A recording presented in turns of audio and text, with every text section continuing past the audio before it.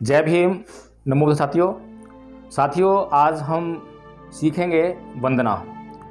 वंदना जो बौद्ध लोग करते हैं, जिसे कह सकते हैं कि वो जो पूजा पाठ करते हैं, तो वो जो वंदना है, जो अन्य जो धर्म हैं, अन्य जो संप्रदाय हैं, जो उनका जो पूजा पाठ का जो तरीका है वो उससे कैसे डिफरेंट है, कैसे अलग है, इस बात को जानने का हम प्रयास करेंगे।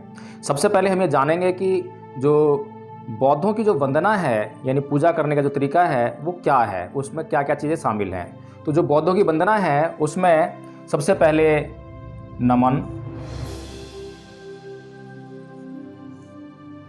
फिर तिसरण,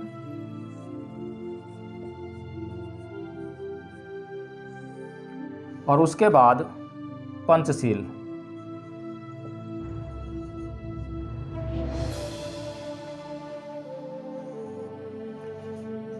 इसमें ये 3 बातें शामिल हैं। सबसे पहले जो है, बौद्ध लोग बुद्ध को सामान्य तौर पर नमन करते हैं। बुद्ध को नमन करते हैं, धम्म को नमन करते हैं और संघ को नमन करते हैं।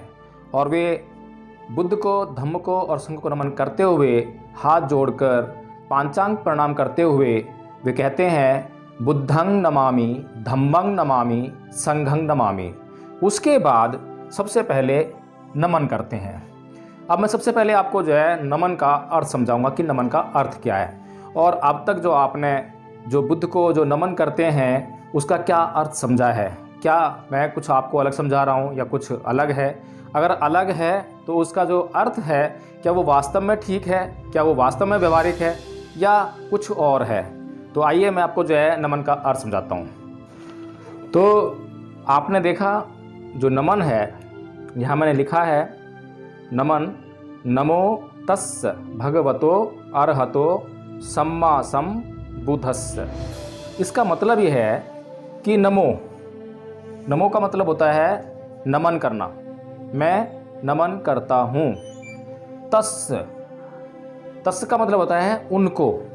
अब जब ये शब्द आता है तस्स, तब उसका सीधा सीधा संकेत है कि कुछ और आगे बताया गया है। तो नमो तस्स, मैं नमन करता हूँ उनको। किसको? भगवतो जो शब्द है, वो जो ये शब्द बना है भग्ग रागो भग्ग दोषो भग्ग मोहो। भगवान जो शब्द हम सुनते हैं, हम लोग कई बार जो है ईश्वर शब्द सुनते हैं, कई बार भगवान शब्द सुनते हैं, और अक्सर हम जो है इन दोनों शब्दों को एक दूसरे के स्थान पर प्रयोग भी करते हैं, जो कि सर्वथा अनुचित है। हम लोगों को ये समझना चाहिए कि भगवान शब्द क्या है, उसका अर्थ क्या है, और ईश्वर शब्द क्या है और उसका अर्थ क्या है। तो जो भगवान शब्द है उसका तो सीधा सीधा मतलब जो है यही है कि भग्ग दोषो भग्ग रागो भग्ग मोहो, यानी कि जिसने राग का, द्वेष का और मोह का भगन कर दिया है वो भगवान है, और उसी को हम बोलते हैं भगवतो। यानी अगर जिसने इन चीज़ों का भगन कर दिया है, राग का, द्वेष का और मोह का, तो उसको हम कहेंगे भगवतो। उसके बाद है अरहतो।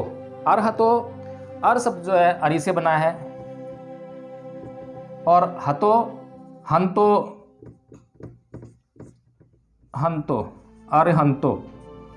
तो जो अरहतो का मतलब हुआ, अरि माने दुश्मन और हंत या हतो माने नाश कर देना, उसको नष्ट कर देना, समाप्त कर देना।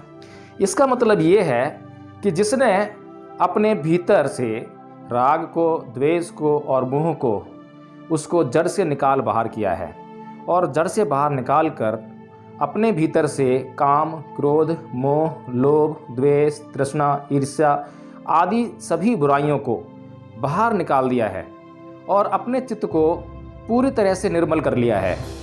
और ऐसा करने पर जो अरहतो है, यानी कि जो अरहत हो जाता है, अरहत वही होता है जिसका चित्त निर्मल हो जाता है, जिसके चित्त में किसी प्रकार का कोई भी विकार नहीं होता है, उसे अरहत कहते हैं।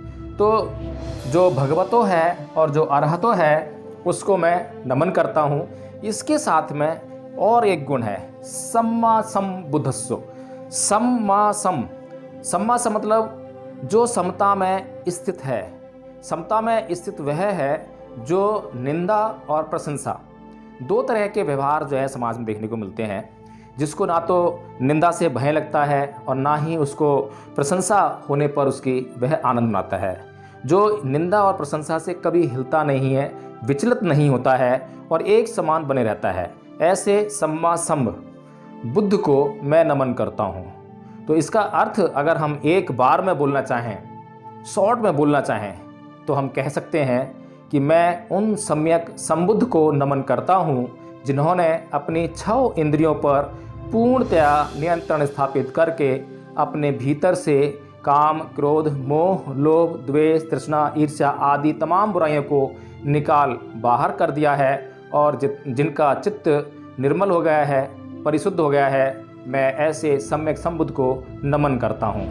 साथियों, ये आपने आज तक जो अर्थ सुने हैं, मैंने भी जो है बहुत बार ये अर्थ जो है इसका सुना और बहुत भिक्षुओं ने बताया, तो बहुत शॉर्ट बता देते हैं कि मैं बुद्ध को नमन करता हूँ। लेकिन अगर इतना ही अर्थ अगर हम लेके चलें इसका कि मैं बुद्ध को नमन करता हूँ, तो हमारे लिए ये अपर्याप्त हो जाएगा। और दूसरी बात, सबसे गंभीर बात इसमें यह है कि हम भी उसी क्रिया में शामिल हो जाएंगे जिस क्रिया में दूसरे लोग शामिल हैं। जिस क्रिया का हम विरोध करते हैं वो दूसरों से अलग क्यों है, उसी क्रिया में जिस क्रिया से बाबा साहब हमें निकाल कर बाहर लेकर आए और हमें भगवान बुद्ध का मार्ग दिखाया, अगर हम बुद्ध को वैसे ही नमन कर रहे हैं, बुद्ध को हम समझते नहीं हैं, केवल वैसे ही नमन कर रहे हैं जैसे कि हिंदू लोग करते हैं, वैसे ही हम नमन कर रहे हैं जैसे कि ईसाई लोग करते हैं, सिख लोग करते हैं, मुस्लिम लोग करते हैं, तो इसमें क्या डिफरेंट है।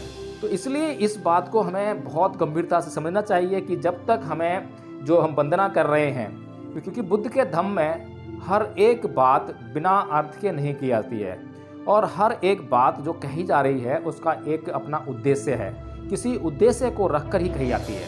तो जो नमन कर रहे हैं हम, नमन करने का मतलब ये है कि जिससे हम जो है कोई मार्ग ले रहे हैं, अपने जीवन में सुख प्राप्त करने का जो मार्ग जानना चाह रहे हैं और जिसने बहुत कष्टों में अपना त्याग, समर्पण और बलिदान करके वह मार्ग खोजा है, तो उसके प्रति हम कृतज्ञता प्रकट करने के लिए हम ये नमन करते हैं। तो इसलिए साथियों, हमें जो है नमन करते समय इसका अर्थ समझना चाहिए, जानना चाहिए और जितनी कृतज्ञता हम, जितनी श्रद्धा हम बुद्ध के भीतर रखेंगे, उतना ही ज़्यादा हम बुद्ध को समझने का काम करेंगे। इसलिए साथियों, जब भी आपसे पूछा जाए कि नमन का क्या अर्थ है, बुद्ध को जो हम नमन करते हैं, नमो तस्स भगवतो अरहतो सम्मा सम्बुद्धस्स, तो उसका अर्थ क्या है? तो उसका अर्थ आपने तुरंत यही बताना है कि मैं उन सम्यक संबुद्ध को नमन करता हूँ या करती हूँ जिन्होंने अपनी 6 इंद्रियों पर पूर्णतया नियंत्रण स्थापित करके अपने भीतर से सभी प्रकार के क्लेशों, विकारों, काम, क्रोध, मोह, लोभ, द्वेष, तृष्णा, ईर्ष्या आदि को निकाल बाहर किया है और अपने चित्त को निर्मल कर लिया है, परिशुद्ध कर लिया है। और इस नमन को हम 3 बार बोलते हैं।